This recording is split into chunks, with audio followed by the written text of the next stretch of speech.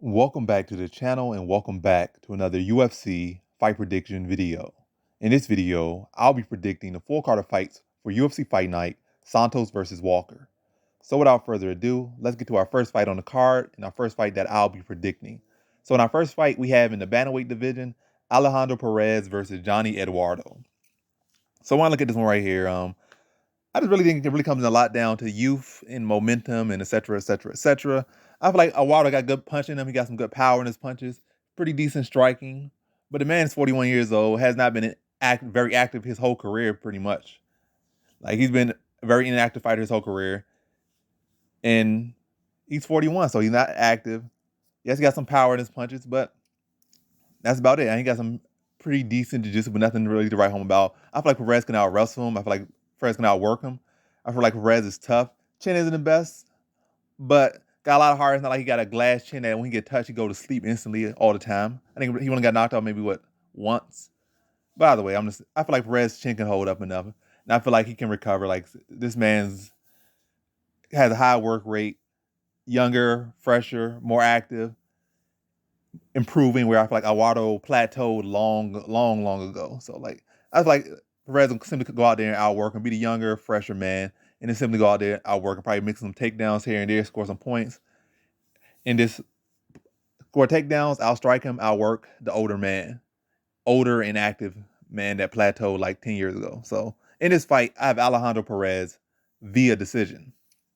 Now to our next fight we have in the women's bantamweight division, Shayna Young versus Stephanie Egger. So right here, first off the bat, I'm picking Egger in this prediction right here, in this fight right here. And I feel like this is one of the clearest dogs on the card. And should put, worth putting some money on. I'm not saying you bet the bank on it, like, oh, well, give me one pick I could bet $2 million on. But you want to bet like $20 to $100 on an individual bet, or maybe, I don't know, depending where your money set up, like maybe you're $1,000, like $10, $20 a year, or $100 a year. But I'm saying like maybe like 5%, 10% on this be a decent bet. Now I would say pick Egger, because I feel like with good confidence Egger should win this one. I want to look at Shayna Young. She's another one of these women that have a collegiate wrestling background, which really means nothing, because collegiate wrestling for women is a joke, to be honest. Like what like woman that's really a solid wrestler goes to collegiate wrestling like that? If they do, it's like a underscore, like they did that and then mention it. But for like men's wrestling, they collegiate, like NCAA is a big deal. Like becoming All American is a big deal. But for women, you're that good, you just go to try and wrestle at the world level. Like you're not going to college for that. I almost see it televised or talked about, so it's very low level. And you can see it in her fights. Like I seen just about every single opponent be able to score takedowns on her. She got rear naked choked by Miranda Maverick. She got rear naked choked by Sarah Alpar. Losing to Miranda Maverick, not that bad, but losing to Sarah Alpar, definitely questionable. Give up these takedowns to women, the level of competition she gives is a questionable. The fact that she gives up that body lock so easy, like she can have somebody against cage and they can just slip right through and get the body lock. It's not like they even had to slip through with this be there. Like she don't be tight enough with her hooks, like so they get to slip right under, get the body lock, trip her, and drag her down to the ground. And Stephanie Egger is actually very good. That's one of her best takedowns, is the body lock trip. And Shayna Young is open for it all day. She's too loose in the clinch, and that allow her opponents to get those underhooks like without much effort. And then Stephanie Egger is a Brazilian Jiu-Jitsu black belt. So you kind of see a theme. Like you see, well, matter of fact, it's probably the best BJJ practitioner she has ever fought. The other people were wrestlers, like Alpar and Maverick, more so wrestlers. But either way, you got a woman, Shayna Young, who really ain't great in any area.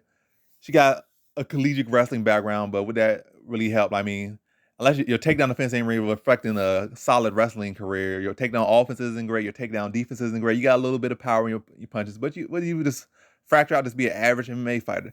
She got some nice abs and stuff. She got a nice physique, but that's the best thing I give about her. She got a nice physique, but power and striking ain't nothing right home about. Her wrestling, which is supposed to be, her background ain't that great. It's probably her weakest area. Now you're going against a woman in Egger, who's a Brazilian Jiu-Jitsu black belt, got a good body lock trip takedown, and that's one of her weaker areas.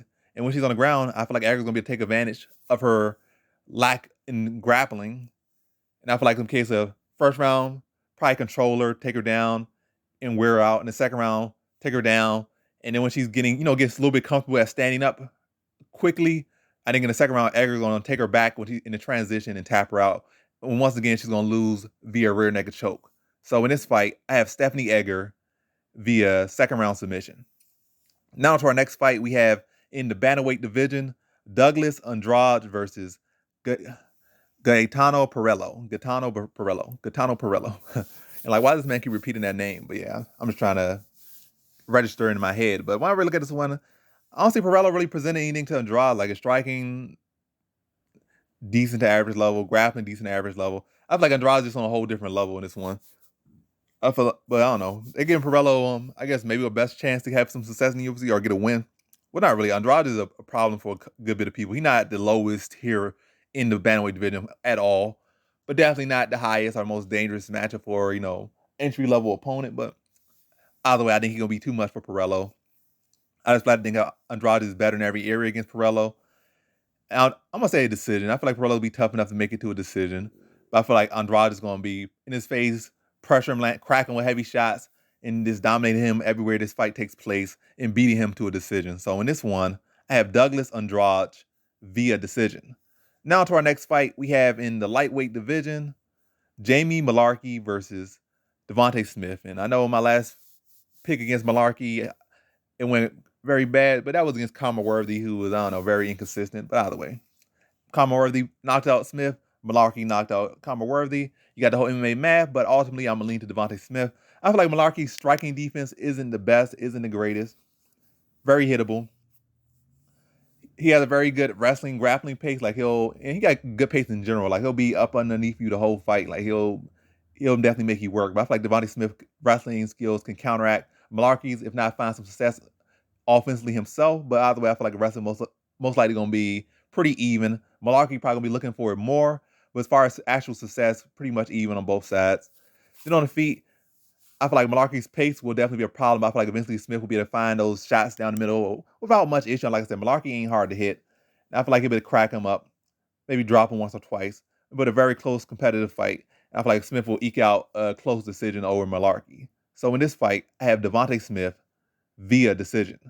Now to our next fight, we have in the women's bantamweight division, Carol Rosa versus Beth Correia. And I see this one right here is this is a real confident pick for me. I'm just leaning Carol Rosa. Beth Correia is like pushing 40 or already 40. She's a volume striker, so she ain't like a knockout artist. Never been a knockout artist, unless you just can't survive her barrage of pillows.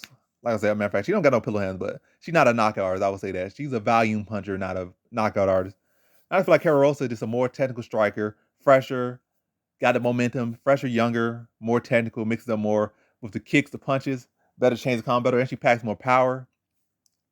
I think this, matter of fact, I don't think this will be a stoppage. First, I want like a decision, but I feel like at this point you're pushing 40. You're going against a bigger, fresher, more technical striker. A finish will be materialized. I feel like it'll be Carol Rosa from the start of the fight to the end of the fight, just dicing up and dissecting Correia. And I feel like in that third round, you're going to have a wounded animal in Beth Correia, and Carol Rosa just going to put her away in that third round. So in this fight, I got Carol Rosa via third round TKO. Now to our next fight, we have in the women's flyweight division, Antonina Shevchenko versus Casey O'Neill. I don't know why they got Shevchenko in the red corner, but this is just tapology.com, so she's probably really going to be in the blue corner. But either way, with Shevchenko versus Casey O'Neill, but really with Shevchenko or Antonina Shevchenko is how many more times do you got to do we have to learn this lesson with her that she's not her sister? And in general with MMA, like most times when there's brothers or siblings in MMA, one of them is just not going to be as good or as good at all, or it's going to be terrible. And Shevchenko's not, Antonina's not terrible at all. She's solid, but she's not solid enough. Well, matter of fact, I wouldn't even say she's solid. Solid would mean like she could actually stick some wins together. She just can't make it to the, big title fight or make it to the upper echelon. But she just can't, she can't even stick fights together. So she's decent, but she's not solid. And her grappling is definitely a bigger issue. Like a striking matchup, she'll pretty much win against most people in the division, and she'll win against most people in that case. If it's a striking matchup, we start mixing with a decent, respectable grappler, or somebody has any bit of decent, respectable grappling skills, or don't have a deficiency themselves in some area, she gets schooled every single time. She got schooled by I forget her name right now, the Happy Warrior Modafari. Yeah, she got schooled by her. Got schooled by I'm forgetting all these names right now. But the blonde fighter, she got schooled by her. on the ground. She didn't even attempt to. Well, yeah, Caitlin Chukagi didn't even attempt to take anyone else down in her career. Really, inside of UFC, she had 0 takedown attempts. But when she decided to mix in takedowns, the one time in her career against Shevchenko, she just found instant success and made and this looked like a world beater when she's beating on Shevchenko. And then what other fight? She just lost to Andrea Lee.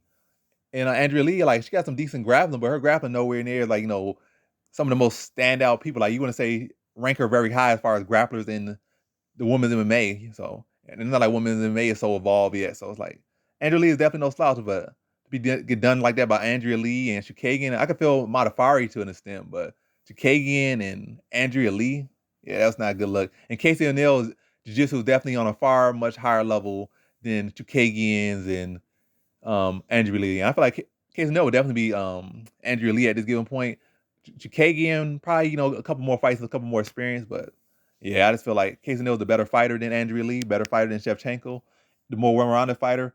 I feel like Shevchenko should have a a pretty decent striking advantage. But again, she's not a knockout artist; she's a volume striker. So let you go out there and be such a head and shoulders above O'Neil and have power and be able to put her out.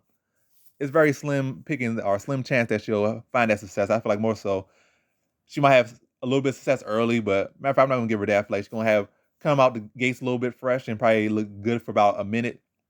And eventually after that, Casey Neal's gonna start to pressure her, get her own shots off, start to court takedowns, and dominate her from that point on. And I think she gets her submission in the first round. I think like she gives her that first minute, starts to walk her down, break her down, get her down, wear her out on the ground, and then tap her out on the ground. So in this fight, I got Casey O'Neill via first round submission. Now to our next fight we have in our prelim headliner in the lightweight division, Joe Solecki versus Jared Gordon. And how I see this one right here. So Joe Solecki definitely got a lot of attention around him, a lot of hype around him, but I was ultimately not impressed with his last fight against Jim Miller. It was like 1-1, and then going to that third round, he just got a takedown in one. So it was like a case of whoever got the takedown in the top position would win the round. Like neither guy could get up. And that's not impressive. Like Jim Miller is a great fighter and all, but at this point, Jim Miller is a shell of himself and a fading fighter. And you're supposed to be this bright star coming up or this bright prospect. You're supposed to go out there and stop Jim Miller. You're supposed to go out there, pick him apart on his feet, out grapple him, beat him every single transition, either tap him out or just dominate him. And you're really supposed to be this bright prospect. And he was not bright. It was a very close fight. And if Jim Miller had got that takedown third round, probably would likely been Jim Miller's fight. So it was all that impressive with that last performance. And now I'm going is Jared Gordon. I would definitely say Solecki is the better grappler than Gordon. It ain't no ifs, ands, or but. He's the better grappler than Gordon. But Gordon is no slouch in grappling. And Gordon's issue in his fights has not been his pace, has not been technique necessarily. It's been his chin. And Solecki's not a knockout artist. His striking is not all that rateable. I would say Gordon's the better striker without a doubt. Gordon has the higher pace. Gordon has a higher cardio. Gordon is the more tested fighter with the more experience. And I feel like Gordon can, for the most part, neutralize Solecki's grappling for the most part. Outwork him, outpace him. I don't think he will stop him.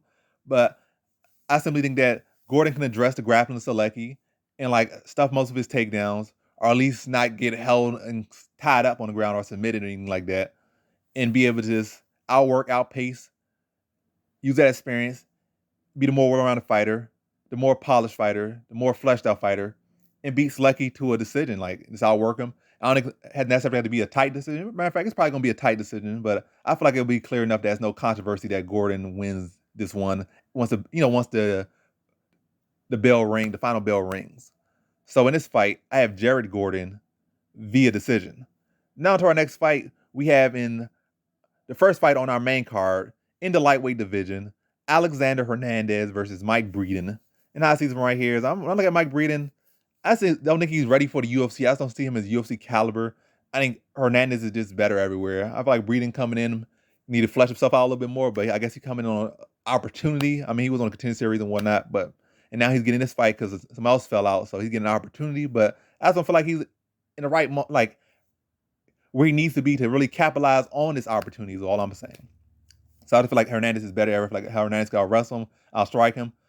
And I feel like it'd be a case of where Hernandez, and also he's not coming in is like behind the camp. He's not coming in like in the best position in any way you could think of in this fight. I mean, but opportunities you gotta take them when they come. Maybe he could capitalize, but I'm not predicting. I feel like Hernandez is gonna be beat him to the punch, I'll wrestle him, I'll work him, and probably materialize a stoppage around that late part of that second round. So in this fight, I have Alexander Hernandez via second round TKO. Now to our next fight, we have in the women's bantamweight division, Aspen Ladd versus Macy Chiasson. And when I look at this one, Chiasson definitely looked like the more fleshed out fighter, but I feel like she still has clear flaws mentally and technically out there. Fight IQ not sometimes questionable. Takedown offense sometimes questionable. Can be held down. Like that Lena Landsberg is the biggest proof or evidence to what I'm saying. Like that, she should in no way should have ever lost Lena Landsberg. She should have been out strike Lena Landsberg. She should have been about grapple Lena Landsberg, but she let like a mid tier, low tier level fighter take her down and control her to a decision. That's just not like a very good showing for her.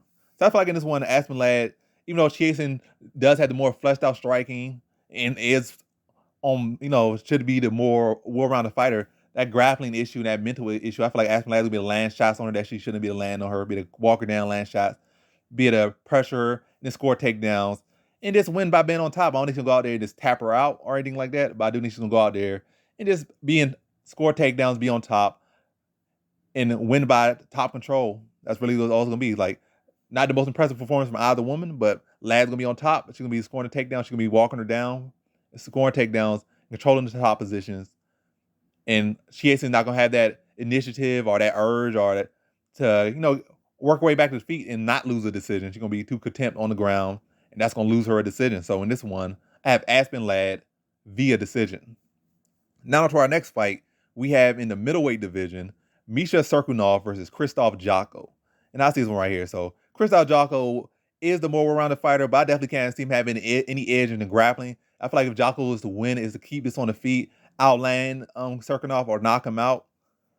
And I don't think he's not a knockout artist, so that's one thing. I mean, his potential, Cirkunov does have a glass chin, but Jocko's not a knockout, so what's going to give? I mean, is Jotko power going to come on, or is Cirkunov's chin going to turn off again? So, but I only see a knockout materializing for Jotko. Like I said, he's not a, I think he got like one knockout in his whole career in the UFC, and I think it was against a guy that was just not on level.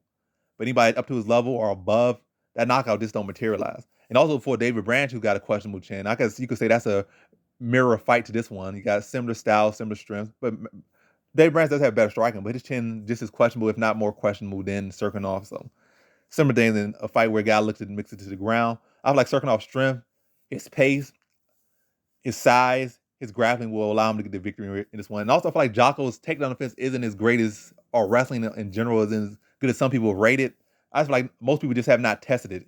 And the time that people did test it, they did find decent success grappling him. I think one person finished him, one was able to grind him to a decision. I think another person was able to grind him to a decision. But lately, as they say, he hasn't really been fighting anyone that has necessarily been their game plan to take him to the ground and grind out the decision over him. But either way, Jocko's not a finisher. Cirkunov's not a knockout artist. So I feel like the striking should be relatively even. I think Cirkunov's grappling is what's going to edge it for him, like cage control, and then trying to score takedowns and scoring takedowns. Maybe one, I would say between 1 to 3. I ain't gonna say he's gonna do more than 3, but between 1 and 3, I think he'll definitely do at least 1. But I think at most he'll get 3 takedowns in a fight that's probably not gonna be super dominant for either guy. I feel like in a close fight, Cirkunov's grappling is going to edge it for him, and it's going to give him his first win down at middleweight. So in this fight, I have Misha Cirkunov via decision. Now to our next fight, we have in the welterweight division, Nico Price versus Alex Oliveira. And how I see this one right here is, I just think Alex Oliveira lost his edge. I don't know, coming from the favela and now making money and whatnot, he's still definitely, super rich person or well enough to, like, good in a good enough position in life to where he can be dipping off like that, and he's not old enough either. He's 33. I mean, he probably had a rough life, so he probably really like 69 or whatnot. But either way, yeah, either way, he's not old enough. His real age is still 33. He might have lived 69 years in dog years or favela years and whatnot, but he's 33. He ain't that well enough off. Not like he got no gym, no business ventures, or to my knowledge, to be dipping off and losing that edge. Like, he still need to have that hunger in him so he can secure himself in the future. I don't know. Maybe he'll be a coach after. I don't know what his plan is, but the hunger definitely not there as much. The dog not there as much. The initiative's not there as much. That killer instinct not there as much. I feel like Nico Price is improving. Like, it might not be translating to success in the UFC as far as wins and stacking them together, but I feel like from looking at Nico Price, I've seen definitely seeing technical improvement. Like look at even from the first Vicente Luque fight to the second Vicente Luque fight. First Vicente Luque fight, he got chewed up, spit out real quick. Second Vicente Luque fight was a very close fight up until it wasn't. That's pretty much how it was with the second Vicente Luque fight. So, and even look at the Cerrone fight. Look, saw some technical improvements in there. Even in the last fight, saw some technical improvements in there. With this kind of lacking speed and stuff, and was behind. And also, a guy was more technical than him. But either way, I'm saying improvement in Nico Price. I feel like Alex Oliveira has plateaued and lost his hunger. I feel like it'll be definitely be a exciting fight. Both guys are awkward. Both guys, aren't super fundamentally sound. Where in case you could say, "Oh, this guy gonna win without a doubt," because both guys will leave opportunities for the other person to capitalize and take advantage of. Like they're both awkward, but they thrive in being awkward. But I feel like at this point, Nico Price just wants it more. He'll come in fresher. He'll be to push the pace. Alex Oliveira might be, like I said, he gonna always have that puncher's chance, always have that power, but his cardio and pacing will definitely dip off as the fight goes on. Like he can be strong a little bit early, but if Nico Price is still there and still pressing, still in his face, you'll start to see Alex Oliveira fade. Price gonna start score takedowns. His volume is gonna go up. I feel like a stoppage can definitely materialize in this one, but I'm gonna say decision in this one. Not the most confident in a decision pick, but I'm very confident in Nico Price winning this one. I feel like he's gonna take advantage of Alex Varez, as he fades and that hunger is not there. And not gonna be able to pull it out. And Nico Price is gonna keep getting stronger. His pace is gonna only go up, and Alex Varez's pace is only gonna drop as the fight goes on. And that's gonna allow Nico Price to get the better of him and edge the decision.